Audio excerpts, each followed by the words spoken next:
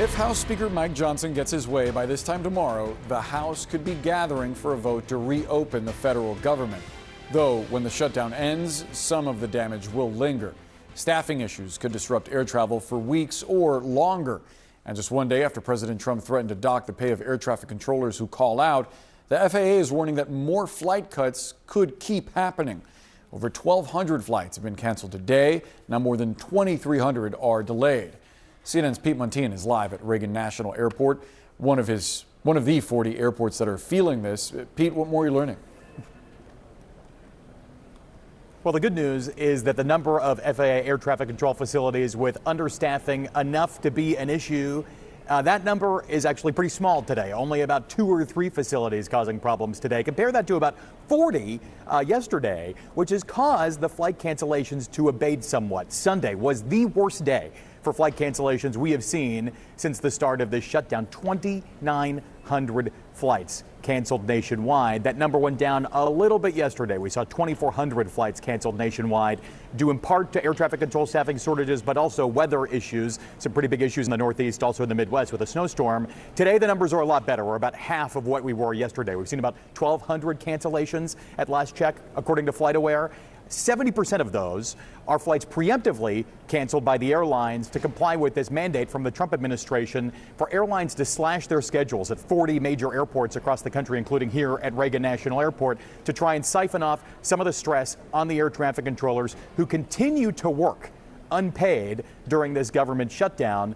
The number of flights mandated to be cut by the Trump administration actually went up today. At 6 a.m., it went to 6%, goes to 8% on Thursday, then 10% on Friday. Transportation Secretary Sean Duffy spoke at an FAA facility in Wausau, Wisconsin earlier, and he said that those cuts may be here to stay. He is the final authority when it comes to deciding when it is safe enough to do so. Listen.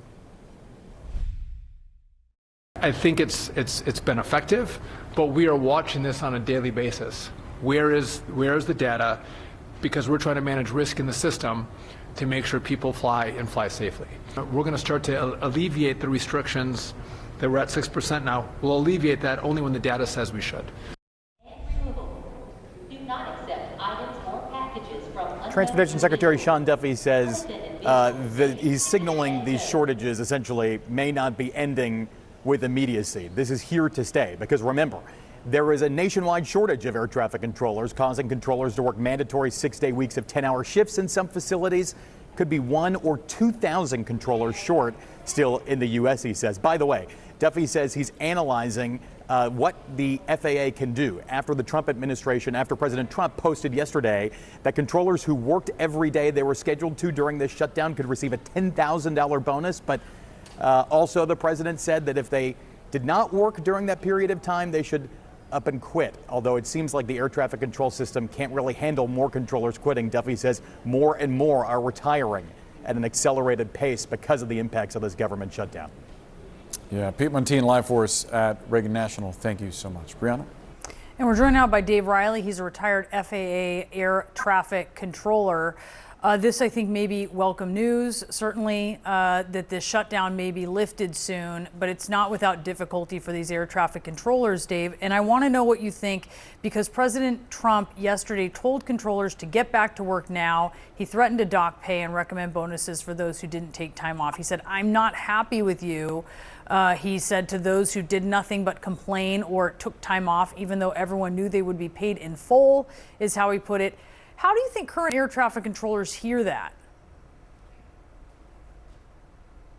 Well, thanks for having me, Brianna. Good afternoon.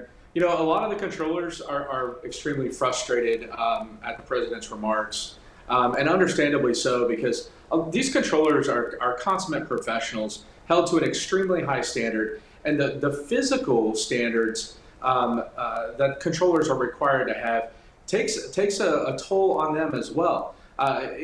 If you simply take over-the-counter cough medicine, you're disqualified from working if you happen to have a common cold. And during the shutdown, some controllers had used sick leave because of those types of situations. In addition, fatigue. They've been working an extreme amount of overtime for years post-pandemic, and a lot of controllers even before the shutdown were overworked.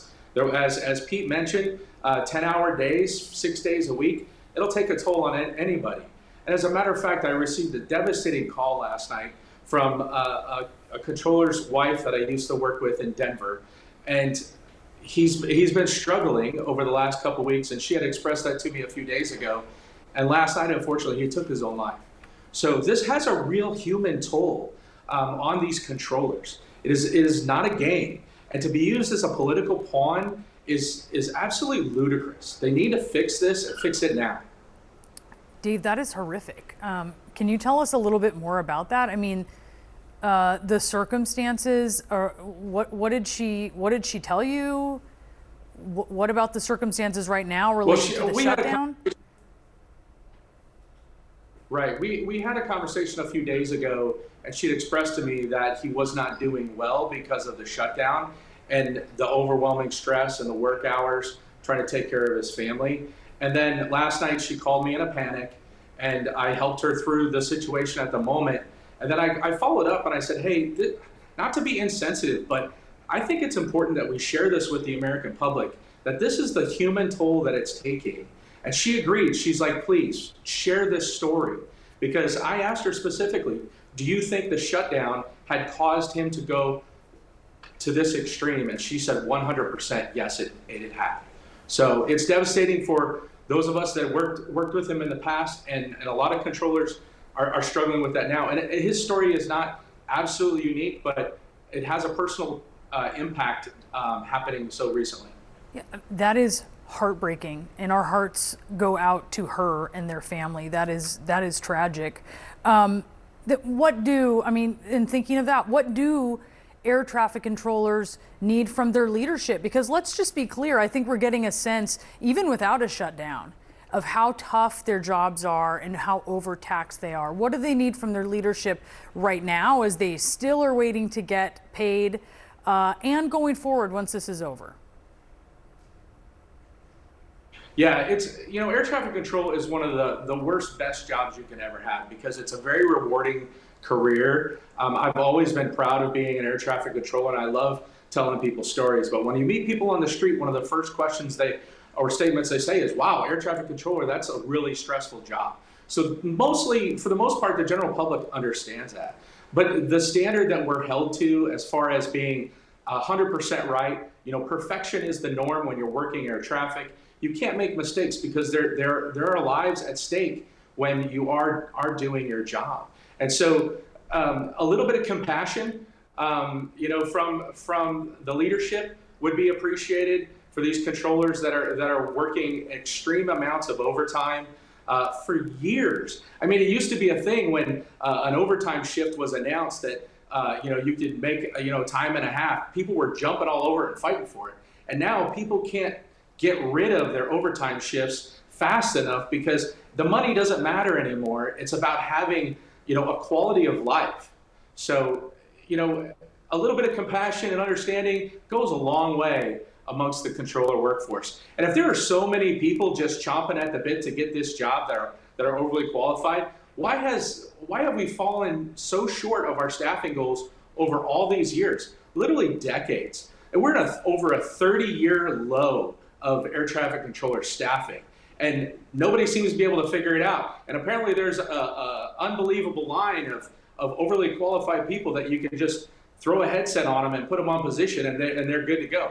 The training process takes years, and finding people that are qualified to do the job is a very difficult task. So the administration, whether it's a Republican or a Democrat administration, they need to put an unconcerted effort into hiring these air traffic controllers and stop messing around with the funding that allows the FAA to staff these facilities. It's not a toy. I mean, we should be playing with it. Absolutely not.